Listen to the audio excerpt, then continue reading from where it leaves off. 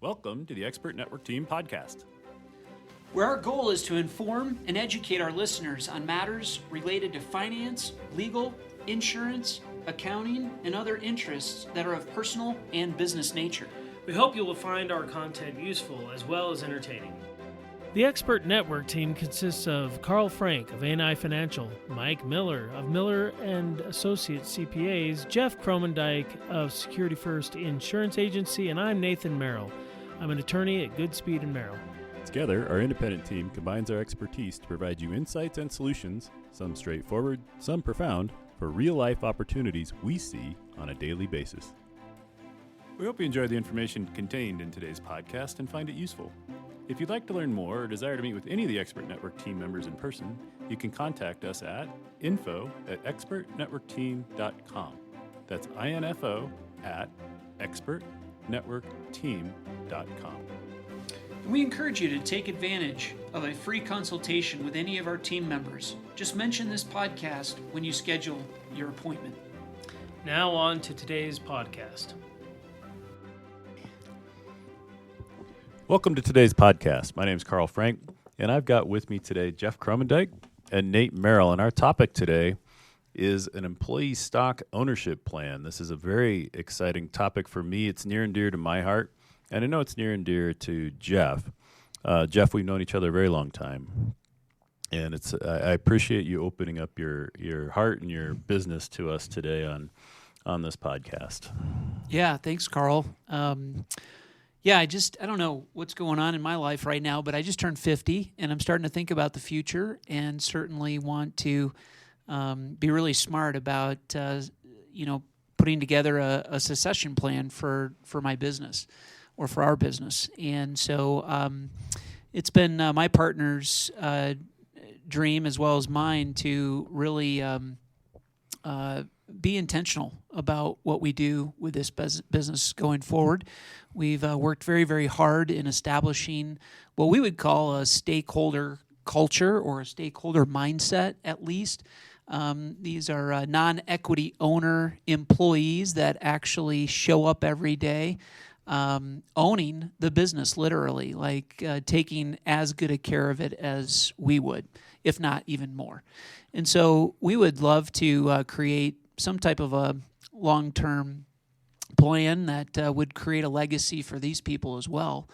And one of the things that I think comes to mind is an ESOP or an employee stock ownership plan as being one of the options. So I'm here to really sit back and learn a little bit more from you guys about what this looks like, why we would do it, what maybe even some of the pitfalls are, and just really learn and glean from any knowledge that you or Nate might have. That'd be great. Well, that's great. And I know that with this type of planning, it doesn't just happen overnight. I mean, there's no business owner who wakes up Friday and says, okay, Monday I want to sell this thing. I mean, maybe they do, but it doesn't happen that quickly. Can you give me kind of an insight into what you've done already to develop people to become leaders that gives you confidence in them?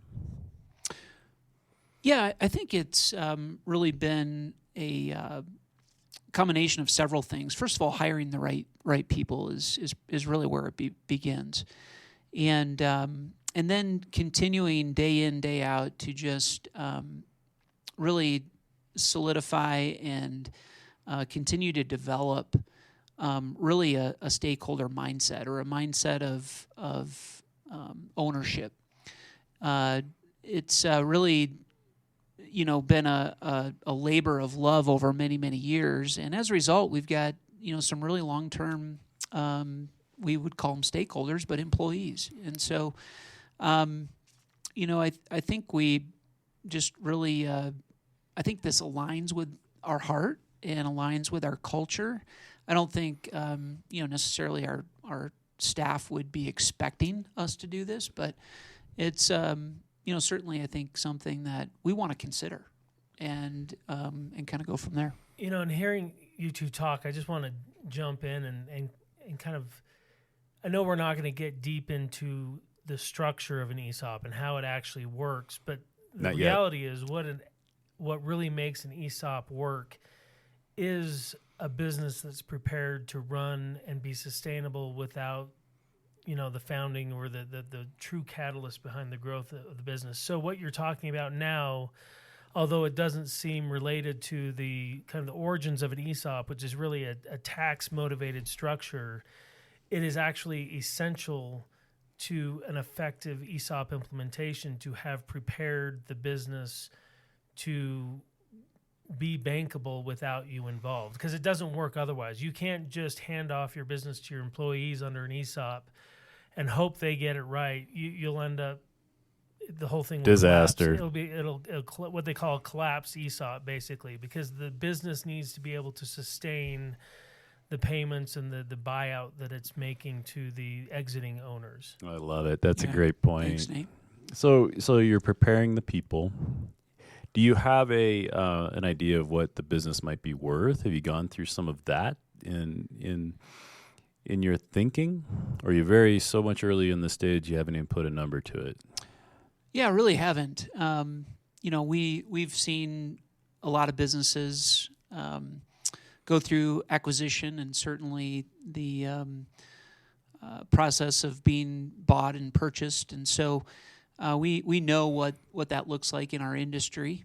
There are some multiples that are being thrown around out there that would certainly be reasonable. But I think what I'm really interested in knowing more about, and I think Nate can probably fill us in a little bit on this, is the value is important, but because of the tax advantages that potentially something like this could render, it almost makes it really a potentially a sweet deal on both sides. It could be an even bigger value. Yeah. So relatedly, before I ask Nate a couple more questions for details, the value, of course, for your personal financial plan, right? Because you need to make sure that your family and you yourself can go on to your next endeavor, right, if you were to exit. So that's a big part of this, right? And tax advantages are the icing on the cake, right? Exactly. All right. Well, I think we've got some ideas there. The why for you is bigger than just the dollars. In fact, it's your last concern. The why is really a legacy. Mm-hmm. The why is rewarding people who've really made a difference in your business and your life. Yes. When you kind of allude to that too, when you talk about this is always the big challenge when it comes to an ESOP type of structure, is the lure of the immediate exit. The private equity funds that are out there, the aggregators, whatever, who can give you a check and you walk away. Sure, you pay a ton of tax, but you can walk away out and cash out, move on. If absent the motivation to have the legacy, absent the motivation to benefit your employees, all things being equal, you'd almost rather just take the money and run.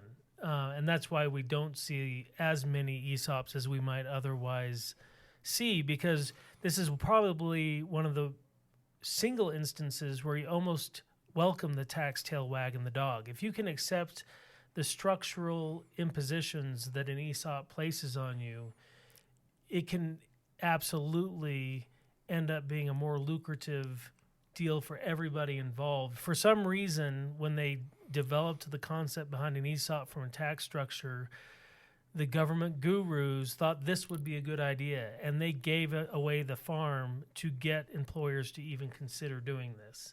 And I know we'll go through some of those tax incentives, but some of those tax incentives are truly maximized when you view it as a more of a process as opposed to an event. Does that make sense? Yeah, that's great, Nate. Thanks. Well, let's talk about that then. Let's dive into it so we can really get the big what benefits are there. What's the big deal about this ESOP? I get it that it's complicated, but Nate, can you kind of... Yeah, so we'll start with the thing that everybody is generally familiar with. You got a 401k. It's a qualified retirement plan. An ESOP is a qualified retirement plan for your employees. And rather than you making contributions to a 401k for them necessarily, where they go out to the market and they're investing in whatever. Sure, other companies. Pick a company, Zoom, right? Lots of companies. So rather than them doing that, they're effectively being forced or compelled to buy stock of the company that they're employed with. It's one of the exceptions to the diversification rules or the what do they call it? The interested transaction rules that otherwise apply to a pension or a 401k. Usually they say in a 401k or a pension, you can't do transactions with the company that is sponsoring the plan. This is the express exception to that, which is they're setting up a plan that is designed to do a transaction with the company. And so we're setting up a qualified plan in which your employees will participate through the qualified plan. So they will not own anything directly. They'll own it indirectly through a trust, just like your 401k trust. And then you as a business owner are selling some or all of your stock to that trust. So at a really basic level, that's all we're really talking about with an employee stock ownership plan. There are obviously some long-term mechanics to this in terms of, okay, what happens when your employees start to retire? How do you monetize it? How do they actually cash out of the company? And we won't spend time today talking about that. We're really talking about front-end stuff here. But so it will become, the company will become their retirement. The idea that I think the IRS or Treasury had in mind when they adopted this as a tax-incented program was that, and I think this has played out, I don't have all the statistics available to me at my fingertips, but the idea is that employees that are invested, that are stakeholders, like literal stakeholders, not the figurative ones Equity that you're talking owners, about, equity owners in the company, will behave differently towards that company, whether it's retention or productivity, longevity, all that stuff will be enhanced by someone who's an actual owner of the company. Directly or indirectly, they just need to perceive that they're owners. So the crux of it, or the big challenge in setting up a properly functioning ESOP then becomes the bankability of the business, because that ESOP, that trust that's set up to buy the stock from you, has to pay for that stock effectively through cash flow from the company. Because while an owner may seed fund it with an initial contribution or roll over the existing 401k plan, there's a couple of different ways to seed fund an ESOP, but it's got to come up with the money to actually make those payments to the owner in the long run. So you sell your stock to the ESOP on an installment basis, or if you actually are fortunate enough to be able to get bank financing in that trust, maybe with some owner backing, it's going to depend whether you can cash out a significant chunk all at once or if you're going to have to take these payments over time. Either way, it's got to somehow pay off that purchase price, because it doesn't start out with a load of cash. So structurally, that's what we're talking about, a sale of owner stock to a trust for the benefit of employees in a tax-neutral environment, a qualified plan, as Carl, you and I have talked about on several podcasts. A traditional IRA does not pay taxes as it's growing. ESOP will function the same way. There's no unrelated business taxable income associated with income in an ESOP. These are all technical tax things. I'm trying not to get too into the weeds, and then it just simply has to cash flow that back to the owner from the earnings of the company. I love it. So now it's in there, and the employees have a chance to buy it.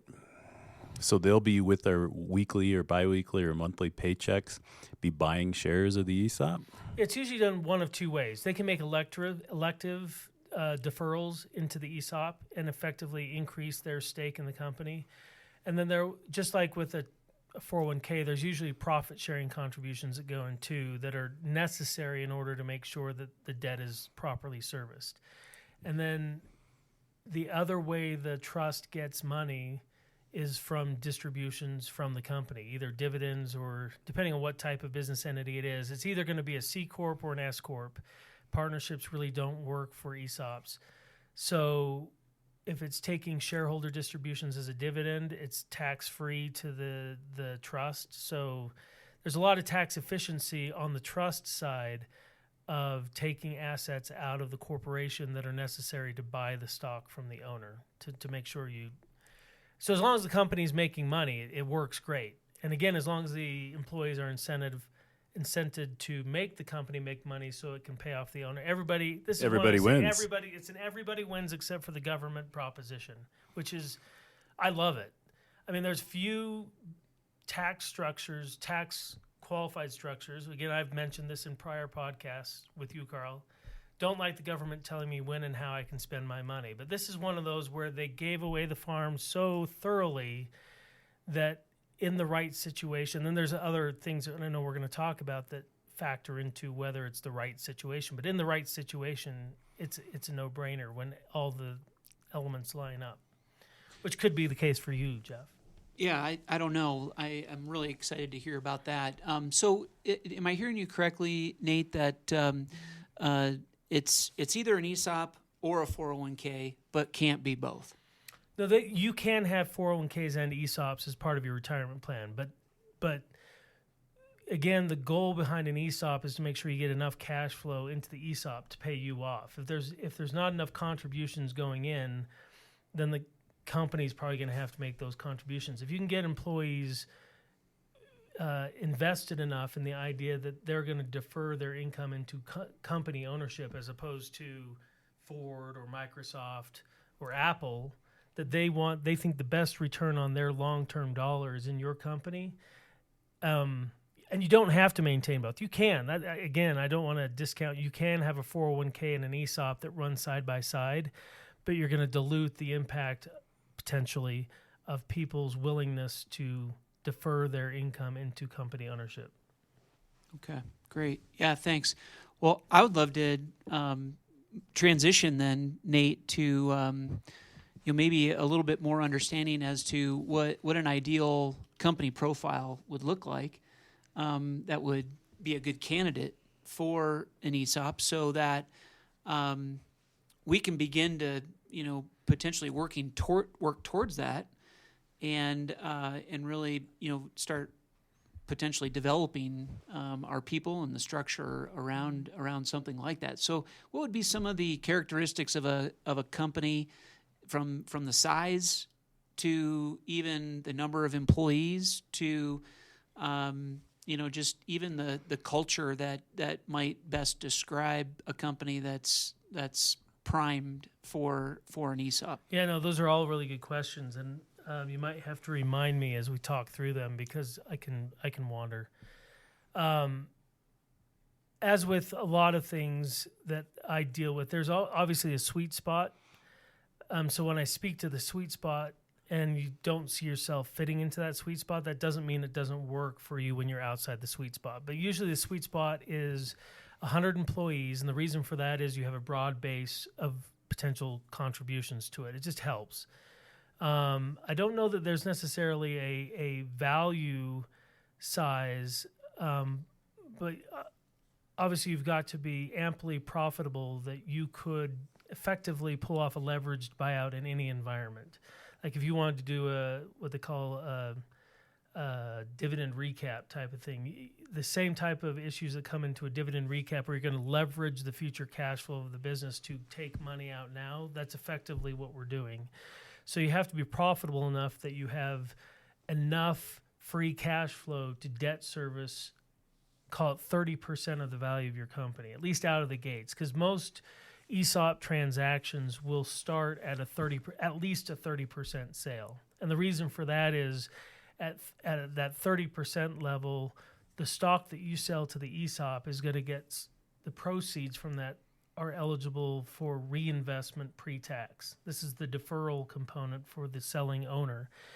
If you sell 30%, you can reinvest the proceeds pre-tax into qualified domestic securities, which is basically, I mean, Carl, you could probably speak to this. It's basically anything you can find on the exchanges, plus some banks will put together nice little qualified domestic security packages for you sometimes that have guaranteed rates of return. But that way you're getting deferral on the money you're taking out of the business.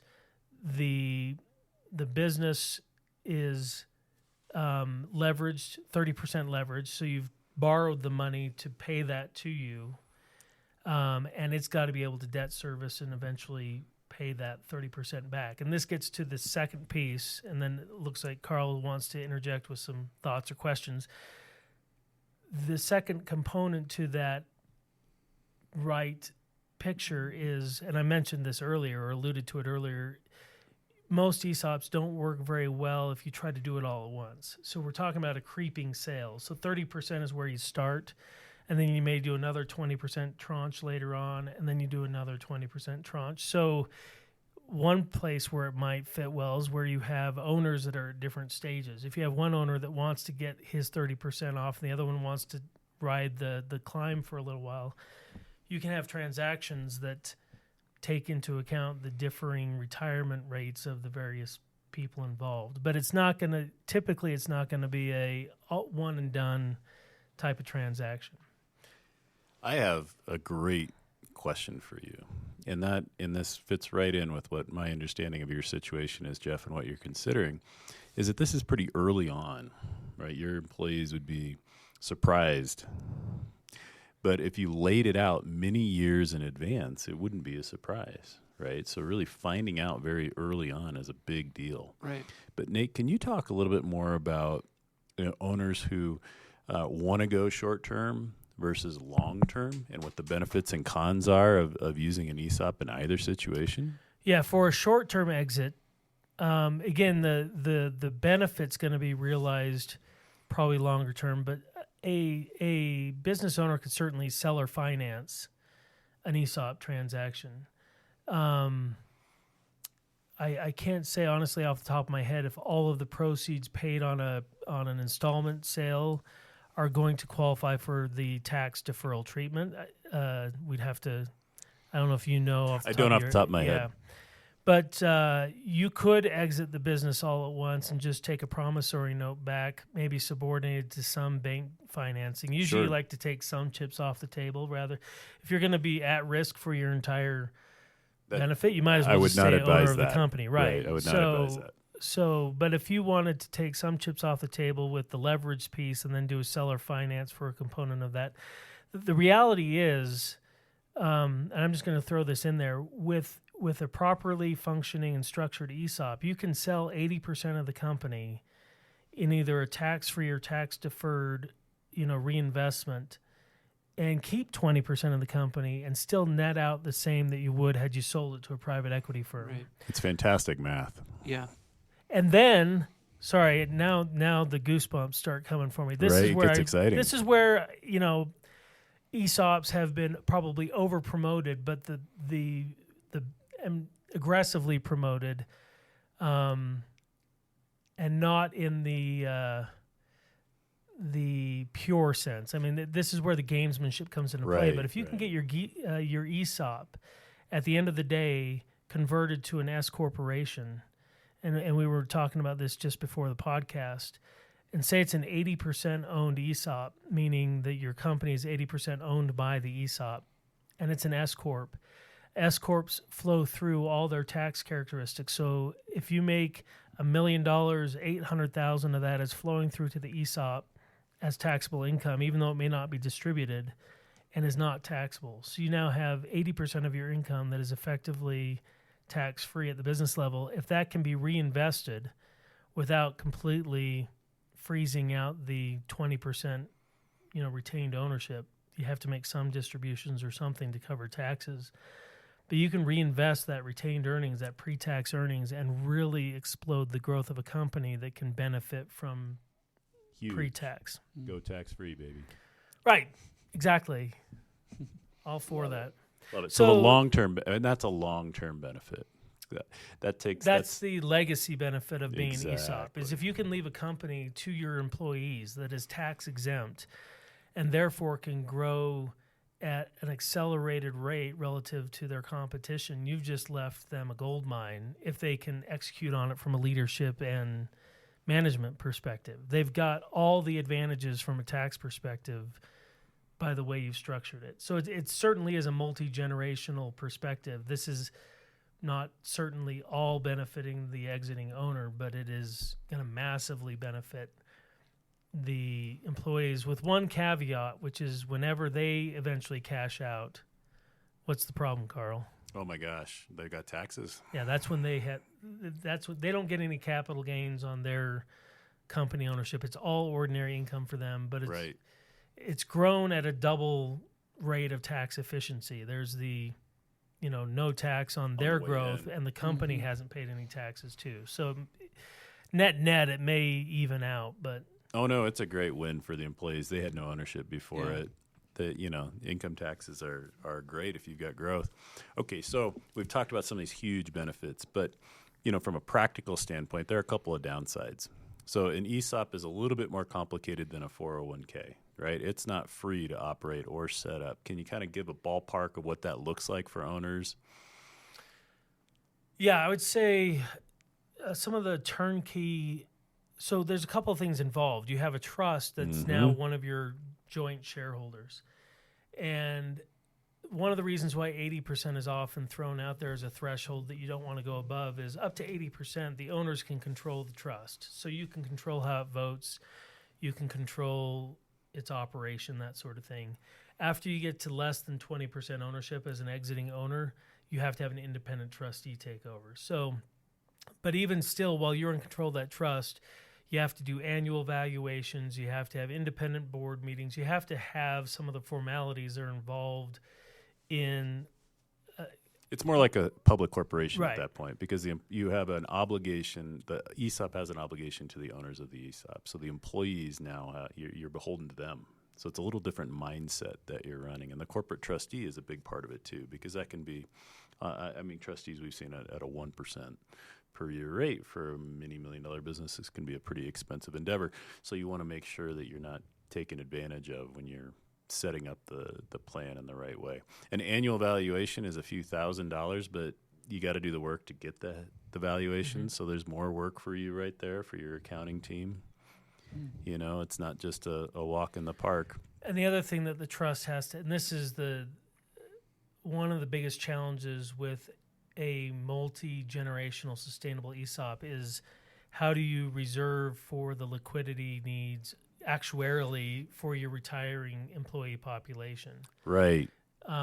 Because otherwise you'll find yourself at the end of generation 2 having to sell the company just to fund the retirement buyout. So it has to be, this gets back to the sustainability side of the equation. You have to develop a leadership mentality that makes it a multi-generational firm. Absolutely. And that's why I started with the questions that I started Yeah, with. that's really good because that begins to speak to really the profile of the employee base as well and how intentional you need to be to bringing just even different age bands into leadership and into the organization so that, you're not too top heavy and so on and so forth. So. And it will certainly, I think it will most significantly benefit those who start early and stay long and work their way up. So, and that's kind of...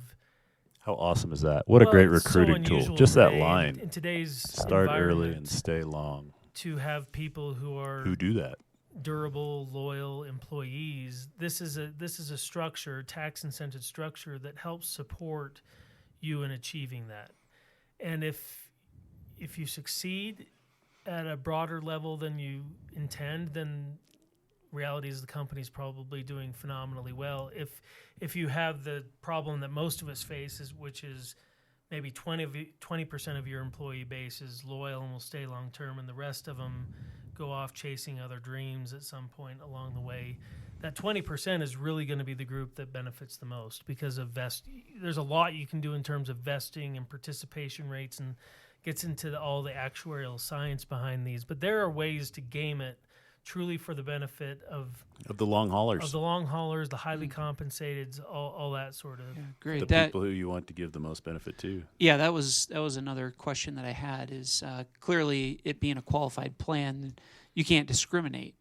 I mean, you can't pick who you want to have be a part of this plan, and that might be a downside. Everybody gets a chance, right? So, but you can do put some guardrails around that with regards to vesting and eligibility. Yeah, vesting and along with vesting goes access to the liquidity. I've heard of stories where companies, someone joined the company right out of high school, worked for a few years, built up some shares. and they weren't allowed to access the liquidity until they were 55. So 40 years later, they cash in their liquidity, and it's worth like It's a surprising amount of money. It's like $1.5 million that it's grown into because it's now one of the largest. How cool is that? Yeah. So, but the fact of the matter is, he wasn't able to roll that over. Took risk. Yeah, he took the risk that completely go the other way too. But that way, the company doesn't have the liquidity exposure. That's exactly for constant turnover in employees. So even though you may be vested, you might not be able to cash it out until much, much later in life. So talk a little bit about the timeline, ideally, and what kind of a runway would you suggest if an owner is looking to, eventually phase out, from a time perspective, so day-to-day management type responsibility roles. What kind of runway do you suggest business owners begin to think about and start working towards? If say, hey, look, I'd like to be working 2-3 days a week 5 years from now, or I want to be completely divested of this business from a time perspective in 5 years or 8 years. What kind of timeline are that could truly happen day one. There's nothing that would require you, like you would be in a transaction with a private equity or something like that, where they may have you, stay on for a year or something like that, depending on how ready either their leadership was to take it over or yours was to take it over. Here, the primary incentive for you to stay involved is to stay in as a employee participating in the plan, quite honestly, and still getting some of that blue sky that you're giving up. So you sell your stock to the company. If you stay on as an executive drawing a salary and or getting allocated ownership, you just took chips off the table and you're continuing to grow your participation going forward. So that's your primary incentive to stay in. And you're also assuring or helping contribute to the success of the company. Right.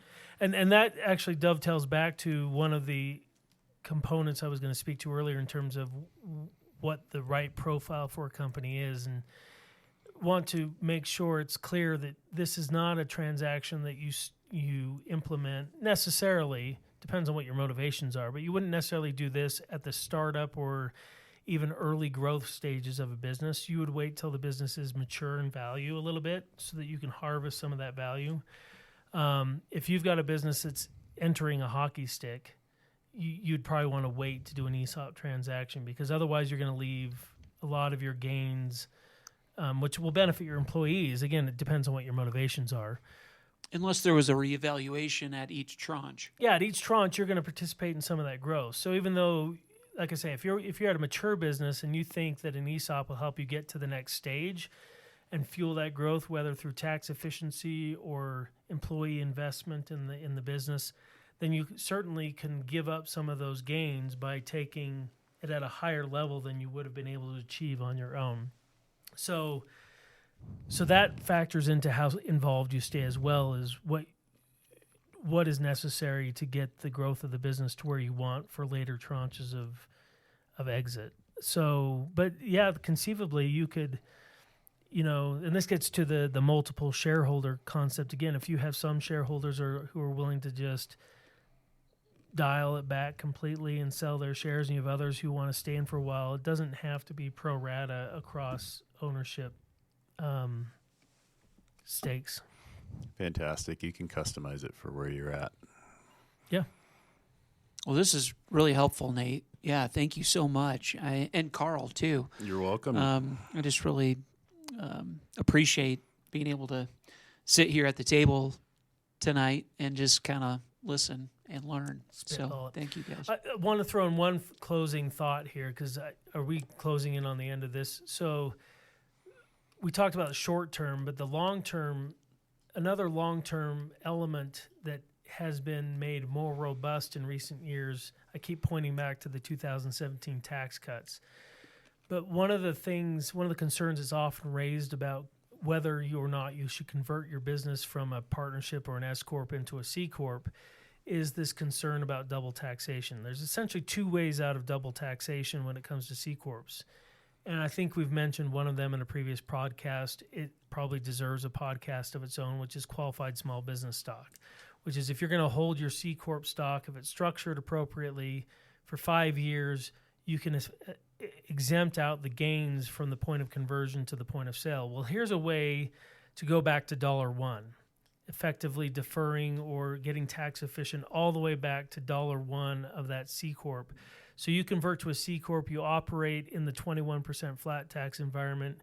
You want to exit, you exit into an ESOP, because otherwise you do have a potential either chilling of the marketplace because not all private equity wants to buy stock, and B, an ESOP wants to buy stock. Right, exactly. And by the way, it's tax deferred. It's fantastic. Yeah. And sorry, one other thing that I think is important to remember on the valuation side, because I remember you said something about valuation. Normally you think in terms of fair market value. What is the market price for my stock? Here it's a little bit different. An ESOP gets valued, or an ESOP company gets valued on fair value. It's a fair value opinion as opposed to a fair market value. So you will take potentially some haircut off of what you might be able to get in the open market. But again, the tax efficiency usually makes up for it. That's fantastic, Nate. I knew we weren't going to get out of this without mentioning qualified small business stock. I just knew it. Knowing you like I do, we do need a podcast on that topic in and of itself. That's fantastic. And I think we deserve another podcast on this with one of the actuaries, one of the experts who runs just an ESOP. Yeah, and he can the mechanics are important. You can't go into it just thinking it's all about tax efficiency. And I hear questions about that from my business owner clients all the time. Well, if I did this, what would that actually look like on a practical basis? And so we can do that with one of the experts here that we know.